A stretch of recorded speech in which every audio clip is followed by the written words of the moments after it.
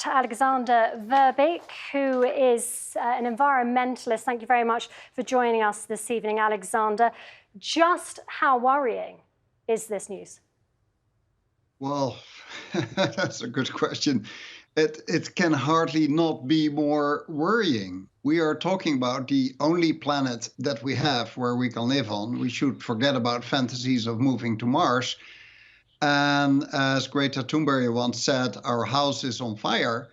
This is, all alarms should go off. It is getting too hot on this planet. Anybody who still doesn't see climate change must be blind not to see it. It's 5 years ago. It was maybe something you read about in the newspapers or something somewhere else. But each and every one of us by now is experiencing that we live in a time of a changing climate, and it is only the beginning. All the scientists in the world agree it's getting much worse, and still the governments in the world are not prioritizing this enough. And it comes back in this UN report of IPCC, it comes back in all kinds of other reports.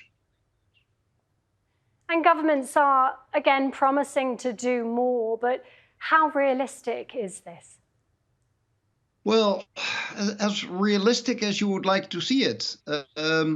If your house is on fire and you say, I'm now going to prioritize on whatever, taking care of my garden, you set the wrong priorities. So, for instance, governments have nearly doubled the subsidies on fossil fuels, or the support for fossil fuels, maybe a better word.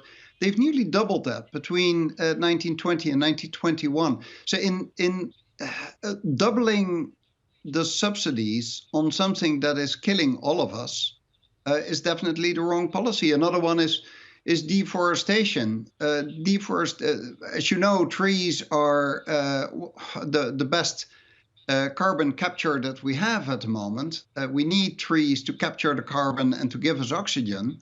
And deforestation has increased in the last year. So we've cut an area of forest in the world that is equal to the country of Croatia.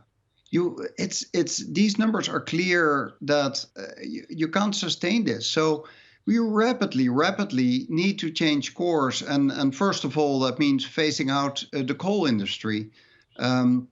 We need to shut down coal plants at a rate of 240 average-sized coal plants per year between now and 2030 to get to the level of reduction of coal plants that we're supposed to have by 2030 if we want to stay under the 1.5 degree warming limit, 1.5 degrees Celsius, that is.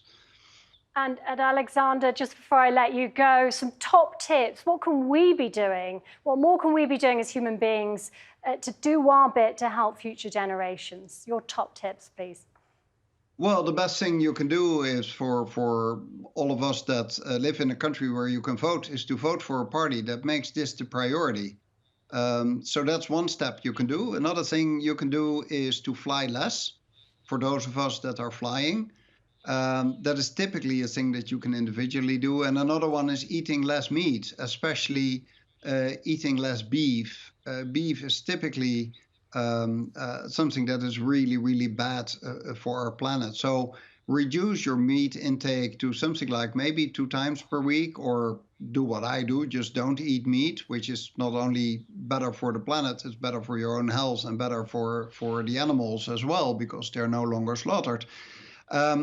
Those are the kind of things you can do individually, but ultimately it is up to a complete system change that we need on this planet, and that is very much the governments. We can't get there without the governments. It should be a priority for them. And the businesses. Many business show how to do it. There's a lot of positive examples, but altogether we're not there yet. So we need more much more wind and solar power. So we are on the right track, but we should double the speed that we are moving towards more renewable energy.